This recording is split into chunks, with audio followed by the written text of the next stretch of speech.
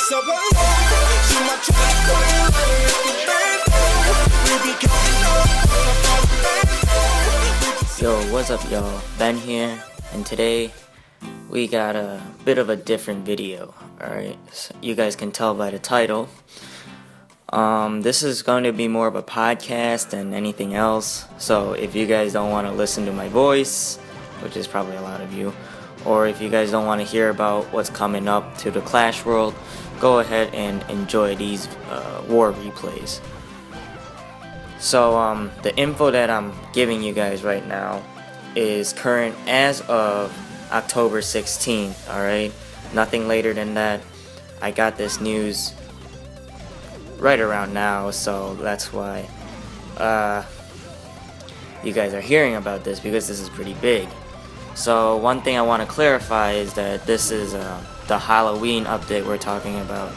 There is no ClashCon update.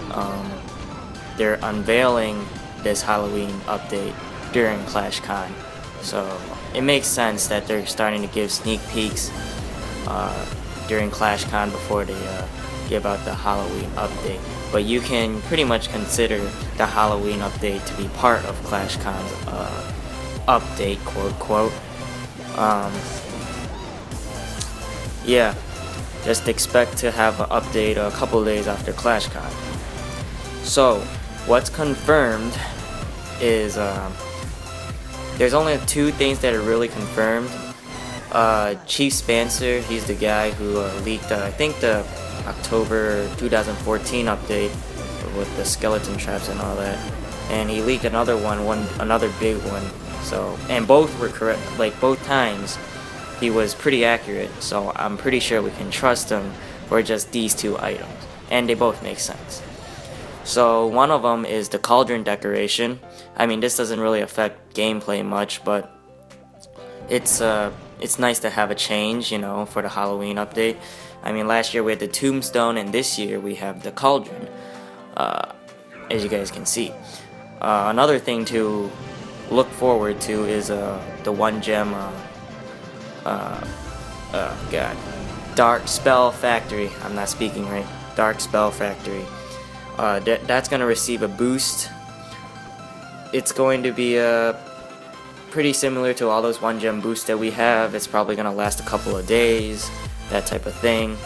But really, it's to promote the Dark Spell Factory. But in my opinion, not a lot of people use their spells, and you know. So this is the leak that I know of right now, and we can hope for other things, and other things seem a little bit out of reach. But as of now, a lot of people are hoping for added Dark Elixir spells. Now, this would really help boost the popularity of the Dark Spell Factory, but they gotta change up the type of spells that they have. You know, currently of their dark spells, they have the Poison spell, which is basically a remake of the Lightning spell. They have the Earthquake spell, which is another remake of the Lightning spell, basically, because you know, the Lightning spell can serve as two functions, and the Poison spell and Earthquake spell split that function in halves. And then you have the Haste spell, which is basically the Rage spell, except, you know, a little bit weaker. They could definitely change this up with their 4th and 5th spells to be added.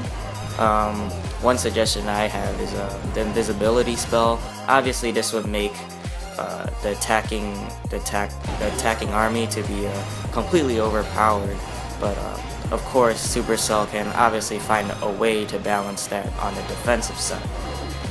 But then again, you know, they never listen to what the gamers want. Alright, moving on, we have clan tournaments. Now, this is kind of a big thing. In the past 2 months or so, we had a bunch of Finland clashes and all those Tokyo clashes.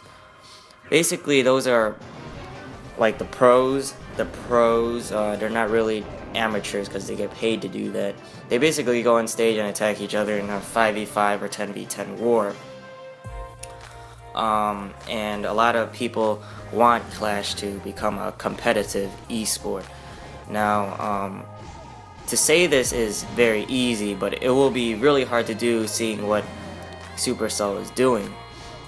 Supercell themselves, they're not too eager to let clan tournaments be a thing out in the public, out within the gamers themselves.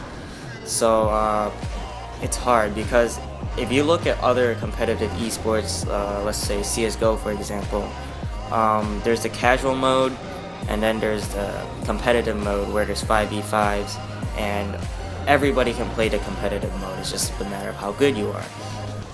And that allows for the players themselves to feel more connected, and feel like they can be part of the people televised on Twitch and everything, those professional teams. And that's why they would watch it, and that's why it would gain popularity. But for Clash, if they don't let the gamers themselves connect to the professional scene, there won't be much of a professional scene in a sense, because the gamers themselves don't have a connection.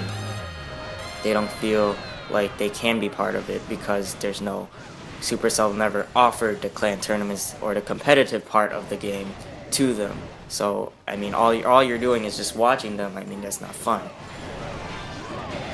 And yeah, that's all I gotta say about that. And that's actually might be a cool thing to add if Supercell does that. Another thing is night modes. A lot of people have been talking about this, actually a lot. So as you guys know, night mode is basically you transform your base into a knight, which is really cool, and it makes sense since this is Halloween, it's all about night anyway. So it's good to include a night mode, and it should be toggled. Can't say anything today. You can toggle whether or not you want it to be night or day. I think the thing is that when you raid with night mode, it would be harder to see your troops. So in a sense, it's only for your visual pleasure when you're looking at your own base. It would look really cool, and you would just like toggle it on and off, and you'd be like, ooh, this is really cool. And then you gotta go raid, and you're like, I don't want to not be able to see my barbarians and stuff. So I mean, this is similar to Boom Beach and the rain feature that they have, where every once in a while when you log onto your base, it's raining. So it won't be hard for Supercell to add, but I don't see night mode as a change to gameplay. And of course, the final thing that everybody's been dying for the past like 2 years is like Town Hall 11. So the thing is about Town Hall 11 is that the stats are out of whack. So right now, Supercell says only like 0.1% of current players are Town Hall 10, which is a small number. And when they announced Town Hall 10 from Town Hall 9, only like 5% of the players were Town Hall 9, like max Town Hall 9. But the thing is that what Supercell hasn't taken into account is that over these years, there are inactive people, and that number is actually growing, because even if Supercell's announcing new gameplay to change up the game, there's going to be people who just get too busy, or they just kind of quit the game, and then their base becomes inactive and it's no longer moving up the chain. So that's why these statistics are kind of out of whack and kind of falsifying this kind of information. In my opinion, there's plenty of Town Hall 10s out there that are max, and at the same time, there's plenty of Town Hall 10s that already have like all level 10 walls, and going to Town Hall 11 wouldn't completely destroy what they're trying to farm for, because currently all they're farming for is walls. If they announce Town Hall 11 with a new defensive building, then they have more stuff to go through. Remember, I'm Ben, and I'll see y'all next time.